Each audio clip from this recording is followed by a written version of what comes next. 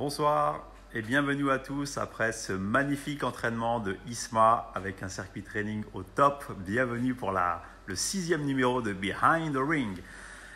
Toujours une interview live, interactive et participative où vous posez vos questions si vous le souhaitez à notre invité.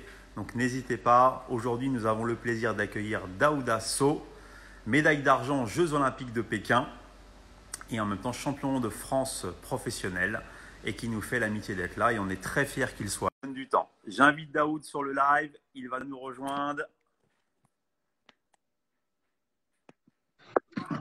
Salut, salut. Ça va? Ok, mon ami, ça va bien? T'as la forme? Attends, on va régler pour qu'on mette bien Apollo en avant. Voilà, il a mis son t-shirt. Il a mis son t-shirt. Bravo. Bravo, bravo, bravo. Daoud, merci beaucoup de nous donner du temps.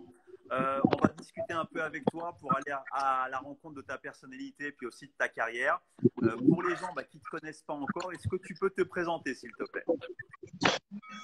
Alors, je me présente, Sow Daouda, natif de la ville de Roubaix. J'ai commencé la boxe en 1998.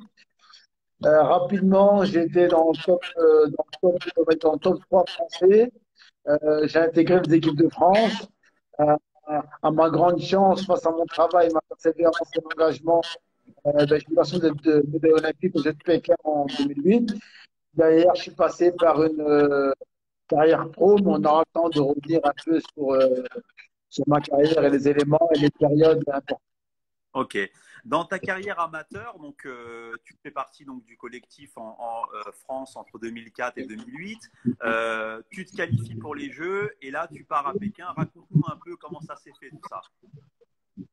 Déjà, il y a une grosse période voilà, à ne pas négliger. C'est qu'en 80-99, KD junior, les équipes jeunes, je suis pas forcément prêt à quitter, on va dire, ma ville pour aller en Constantinople en internat. Donc, je bouge, on va dire, les équipes de France. Et en 2002, je décide de rentrer à l'INSEP. Donc, je fais pas mal d'années. Après, je suis numéro 2, on va dire. Après, on m'appelle numéro 1 bis. Derrière, il y a la sélection d'Athènes où je suis pas numéro 1. Donc, à l'époque, c'est Ali Alab qui se qualifie dans la catégorie, Salut qui est mon d'ailleurs, ami, on va l'inviter bientôt, on va l'inviter. qui a été aussi mon adversaire. Et voilà. Et derrière, donc voilà, on part sur la période de 2004-2008. Bizarrement, c'est qu'en 2005, je décide d'arrêter la boxe. Suite, voilà, on sait tous que le sport de niveau n'est pas forcément synonyme de richesse, de moyens pour vivre. Donc, à un moment donné, il fallait faire un choix et je goûte un peu la boxe et je décide d'arrêter, mais avec une frustration, un peu d'amertume. Donc, qui fait que je décide de reprendre dans l'année 2006-2007, veut dire les années avant les Jeux Olympiques. Et voilà, j'ai la chance d'être champion de France senior pour la première fois en 2007, un an avant les Jeux. Donc, je vais mettre numéro 1 français. Et là, voilà, je m'inscris dans un programme de qualification, de qualification du monde en 2007, où c'est le gros flop pour moi quand je perds au premier tour. Pas au premier tour. Après, on a la chance d'avoir deux autres points de qualification, un en Italie et un en Grèce. Alors, en Italie, je suis pour la place de la qualification, malheureusement, je l'échoue aussi. Dernier tournoi où il fallait être médaillé, il fallait être minimum finaliste pour être qualifié. Donc, au dernier tournoi ouais, c'était à Athènes, je me qualifie pour les Olympiques de Pékin 2008. Super. Alors là, il n'y a pas beaucoup de gens dans le monde qui vont aux Jeux Olympiques. Pour la carrière d'un sportif, c'est vraiment le Graal. C'est l'aboutissement vraiment déjà d'accéder aux Jeux. Alors encore plus d'être médaillé. Les gens qui ont une médaille olympique, on les compte sur les doigts de la main. Peux-tu nous dire comment tu as vécu les Jeux Olympiques de 2008 et en particulier le moment où tu fais une finale olympique? Raconte-nous ce sentiment. Bizarrement, en fait, la sensation de la valeur de la performance, je la sens vraiment après et là depuis quelques années vraiment. En fait, je vous explique un peu. Quand on va à l'école, on étudie pour avoir un diplôme. Donc, on se bat pour avoir ce diplôme. Et quand on obtient ce diplôme, on fait simplement, j'ai travaillé pour, j'ai obtenu mon diplôme. Et en fait, je pense, je ne prends pas forcément conscience de l'impact d'une médaille olympique. Aujourd'hui, derrière ma médaille olympique, j'ai fait une carrière pro et on revient toujours à cette période olympienne. Ouais. Et c'est là où tu te rends compte euh, De l'impact. le côté riche et puissant. Et en fait, on se rend compte aussi par rapport aux millions de sportifs. Voilà, on peut partir jusqu'en 1924. Et ben, on est très peu à avoir une médaille olympique. Et c'est là que tu prends conscience qu'on a fait un truc très fort, très puissant et qu'on fait partie des privilégiés du sport de haut niveau. Bien sûr. Tu parles ensuite de la transition vers le monde pro. Donc après cette médaille, tu décides de passer pro. Raconte-nous un peu le cheminement, comment ça s'est fait pour arriver jusque-là. Ben, pas du tout, parce qu'en fait, après la médaille, je reste encore amateur pendant une année. D'accord. Je ne vous cache pas que je me cherchais un peu parce que dans le monde pro, ben voilà, on connaît, pour les experts de la boxe, c'est un monde qui est parfois compliqué à comprendre et à intégrer. Et donc, c'est vrai que je suis en équipe de France encore jusqu'en 2009. Mais après, je trouve plus la motivation pour multiples raisons. Pour multiples raisons. Donc, le 4 juillet 2009, je décide de passer pro avec plein d'ambition, plein d'espoir, voilà, d'aller décrocher carrément une ceinture mondiale à 4 ans ou à 5 ans après mon passage chez les pros. Mais voilà, je me rends compte que voilà, il y a beaucoup de systèmes complètement différents. Et je me suis rendu compte d'une chose aussi, euh, on a beau avoir la volonté, donner les moyens, avoir les capacités, les qualités. Et dans la vie, je me suis rendu compte qu'il y a des paramètres qui ne dépendent pas forcément que de nous. Ta volonté, tu peux avoir toutes les volontés que tu veux, mais si les paramètres extérieurs ne sont pas au vert, ben malheureusement, sera compliqué. Mais ça ne veut pas dire impossible. Ce sera compliqué. Aujourd'hui, dans ma carrière pro, voilà, j'ai fait 2 fois champion de France, j'ai espéré faire un championnat d'Europe, j'ai revu mes objectifs à la baisse par rapport à tout le système de promotion que moi, je n'appelle pas aujourd'hui, excusez-moi, je vais égratigner un peu le système, mais c'est pas forcément des promoteurs, mais pour moi, c'est des prometteurs.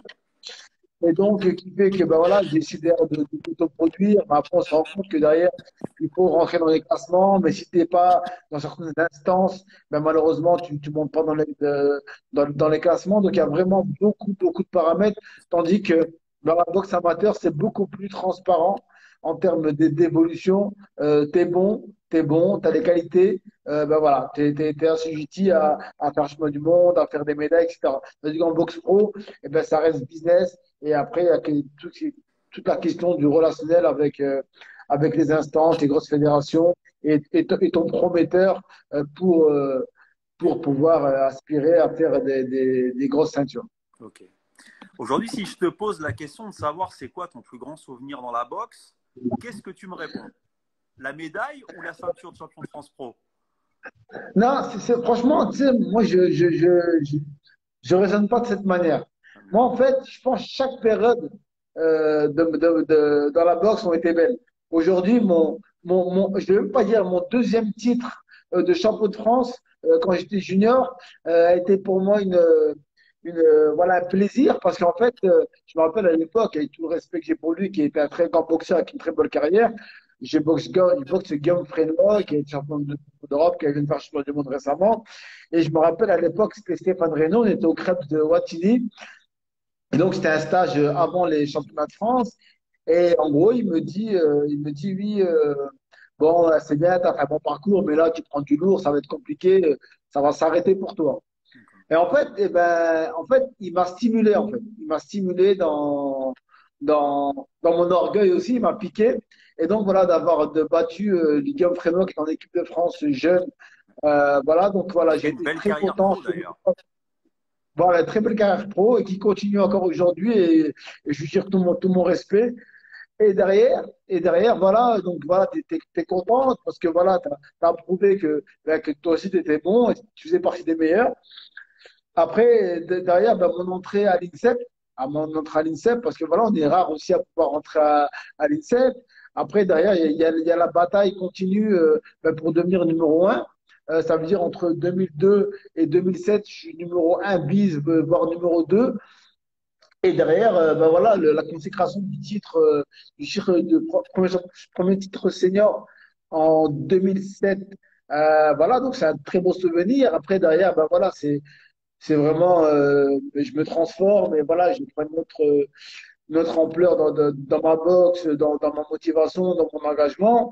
Et derrière, suivent ben voilà, les championnats européennes où je me rappelle, je boxe italien qui est 8 médailles olympiques, qui est médaillé dans tous les tournois, médaille de bronze, championnat du monde et autres. Et je le bats en finale du championnat de l'Union européenne où il abandonne le combat. Donc voilà, il y a eu plein de beaux souvenirs. Après, c'est vrai que le fait de se qualifier, eh ben, c'est magnifique. Après, parce que derrière, il y a vraiment un engouement extraordinaire dans ma petite ville de M, à côté de Roubaix, Villeneuve-d'Ascq.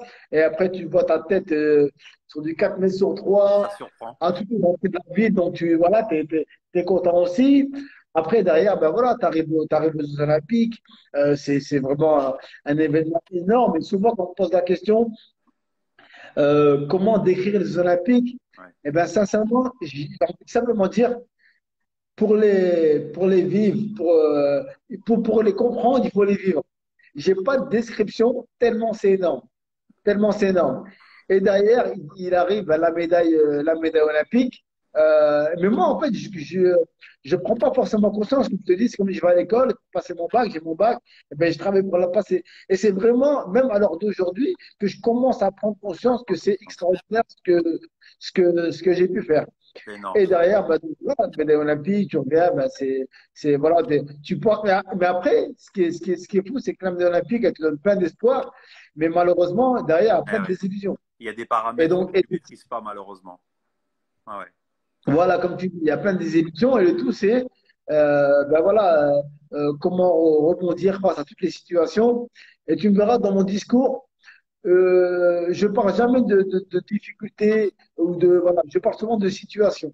Clairement. Voilà, pour toujours être dans la positivité. Comment avancer?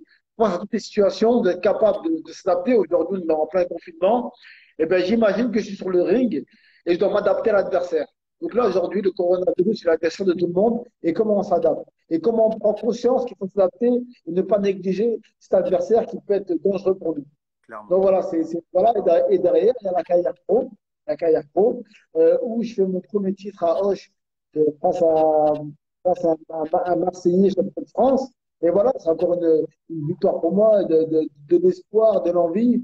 Après, je me retrouve aussi dans un système où en 2008, on est en pleine crise. Les Ouais. télé boudent un peu la boxe. Après, il y a aussi des histoires avec Brahim Masloum et Canal+, donc qui fait qu'on n'est pas en bonne culture. Il y a eu Là, tellement, il c'est y a eu manque de tellement de chance, choses. là, pour le coup. Ben, je sais pas si c'est manque de chance, c'est la vie, c'est le Ouais. destin qui a voulu ça. Après, derrière, ben voilà, je passe pas mal de prometteurs, malheureusement, ça n'aboutit jamais. Après, je ne sais pas si c'est parce que j'ai une personnalité un peu trop directe, ou un peu pas assez maniable, ou autre, je sais pas. J'ai pas forcément de réponse, donc je décide de m'autoproduire. Mais voilà, après, il faut beaucoup d'énergie, il faut Ouais, beaucoup c'est normal. d'énergie, il faut beaucoup de moyens. Donc, j'essaie de quand même m'autoproduire. Mais malheureusement, voilà, ça devient de plus en plus compliqué. Après, bon, voilà, il faut aussi manger. Donc, il faut bien trouver une situation professionnelle, plus une vie familiale, des enfants à nourrir. Donc, voilà, on est toujours entre les deux. Donc, on n'est plus à 100% dans ce qu'on aime le plus dans la boxe. Donc, voilà, après, voilà, malheureusement, j'ai envie de te dire, c'est un doucement, mais l'amour du noble art sera toujours présent en moi. En moi, boxeur un jour, boxeur toujours. Ah, c'est ça. Sportif un jour, toujours. Ah, c'est admirable d'entendre ça, vraiment, de la part d'un champion comme toi. T'as combien de combats pro déjà? 33, 34? Non, j'ai 22, 23 combats pro, j'ai 23 ans. deux défaites et deux défaites on va dire, Ok. sur la fin Ok. de mes combats. T'es un jeune retraité des rings maintenant. T'es passé à autre chose, toujours avec la boxe en ligne en fil rouge, j'ai envie de dire, en ligne conductrice. Raconte-nous un peu ce que tu fais au quotidien autour de la boxe, dans le quotidien aujourd'hui, et qu'est-ce que tu envisages de faire dans les prochaines années? Alors, déjà, au niveau du côté retraite, je pense que je serai jamais à la retraite parce que je serai toujours dans le salle de boxe en train de boxer. Certes, au niveau de la compétition, ben, faut passer à autre chose. Mais par contre, je pense que, c'est pas je pense, je suis certain que voilà, on va clôturer par un beau jubilé et pas Ouais, un jubilé bien. de la même démonstration avec un gros challenge. Voilà, on va dire en tant que le confinement passe, voir comment les choses se construisent. Et voilà, sinon là, dans mon quotidien, ben voilà, j'avais ouvert un restaurant en 2016 parce que voilà, en fait, j'ai confondu. Il y a un système et il y a la boxe. Et Ouais. moi, j'ai confondu le système et la boxe. Donc, j'ai voulu complètement me détacher. Et en fait, j'ai ouvert un restaurant pendant 2 ans où, bah, où ça s'est très bien passé, où j'ai voilà, j'ai su développer à ma manière, mais il me manquait un truc, c'est voilà, le sport et vivre le sport, voilà, coacher, etc. Donc, lorsqu'il m'a depuis toujours le sport, et donc, voilà, aujourd'hui, en parallèle, c'est vrai qu'en 2012, j'ai créé mon association Action Box, d'accord? Et derrière, bah, voilà, je coach énormément bah, tout public. Et moi, mon but, en fait, c'est pas forcément la compétition. Moi, ce qui est intéressant vraiment dans le sport, c'est les valeurs universelles qu'elle inculque. Mhm. Et aujourd'hui, je me rends compte que dans mon quotidien, les valeurs que la boxe m'a inculqué me permet aujourd'hui d'avancer dans mon quotidien. Comme tu sais, il y a 2 minutes, hein, c'est qu'aujourd'hui, on est dans une période de confinement. Et la boxe m'a appris Ah ouais. à m'adapter en permanence. Donc aujourd'hui, ce que je fais, c'est que je m'adapte. Et je continue à vivre. Le confinement ne veut pas dire s'arrêter de vivre. Aujourd'hui, de par mon ordinateur, je travaille. Aujourd'hui, je continue à coacher via des séances via visio, via Zoom. Et je donne rendez-vous aussi vendredi pour un coaching Absolument. avec Apollo. Donc voilà, tellement de choses, tellement puissantes. Et vraiment, c'est pour ça que j'incite aussi tout le monde aujourd'hui. On n'est pas tous sportifs, mais j'incite tout le monde à avoir une activité physique. Pas forcément pour être un champion, acheter un titre, mais pour un bien-être. Pour un bien-être qui est indispensable. Aujourd'hui, dans notre société, je pense, à mon avis, que malade psychologiquement, mais par rapport à un mal-être. Et ce mal-être, via l'activité physique, l'activité sportive, on va le chercher naturellement. Benji, je t'ai eu tout à l'heure au téléphone, je t'ai dit ce que j'ai fait, je suis parti aller courir Ouais. pour me sentir zen dans l'entretien.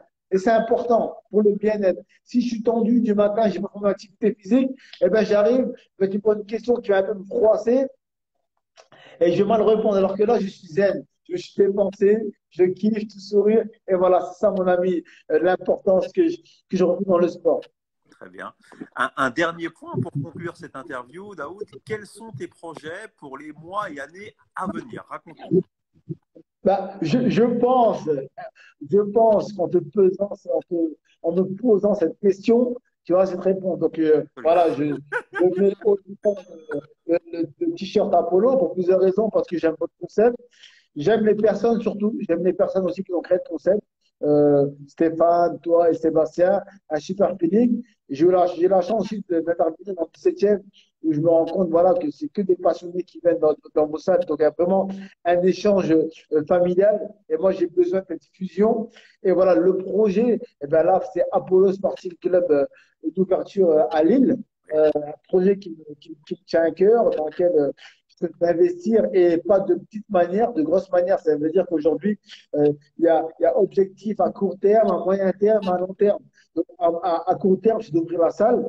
Derrière, c'est de former des codes. Derrière, c'est d'ouvrir plusieurs Apollo dans les régions Hauts-de-France. Donc, que ce soit, entre guillemets, votre bras droit de la région Hauts-de-France dans le développement du concept qui a toute sa place aussi dans l'accompagnement et dans les valeurs qu'elle inculque. Et voilà ma projection aujourd'hui comment dire, dans le projet à venir. Et je suis vraiment, moi, c'est comme sur le ring. Là, je suis en D'accord. train de mener, entre guillemets, un combat dans le bon sens pour mener une victoire et surtout transmettre cette bonne humeur et cette chaleur et ces valeurs sportives qui sont indispensables dans le quotidien. Effectivement, tu l'as dit. Alors, on a un projet commun tous ensemble. On est ravis de t'avoir avec nous dans ce projet-là. Et effectivement, je crois que tout le monde entendra parler bientôt de ce qu'on va faire ensemble et ça va être énorme. Voilà. Voilà. Très bien. En tout cas, un message à toutes les personnes qui me verront peut-être plus tard ou qui sont là en direct. Euh, Important, comme je disais, je répète, adaptation face à la situation. Faut rester mobilisé, rester confiné. Et l'important, même de chez soi, on peut bosser, on peut être joyeux, on peut partager. Aujourd'hui, on a la chance d'être dans un monde du numérique où il y a beaucoup d'adaptations. Aujourd'hui, là, on fait une interview live et on se rend compte que voilà, tout est possible, on peut échanger. Aujourd'hui, moi, tous les jours, là, je fais des coachings, des accompagnements, des conversations téléphoniques et autres, comme si j'étais à côté de la personne. Et je m'adapte à la situation. Et voilà, il faut voilà, justement ne pas s'endormir, continuer à vivre et s'adapter en, en permanence. Et je répète, rendez-vous vendredi pour le dès live. 9h voilà, pour le live et pour tous ceux des Hauts-de-France ou de la métropole lilloise. Et rendez-vous bientôt chez Apollo On Sporting espère. Club en Lille. Très rapidement, ça va arriver vite. Super.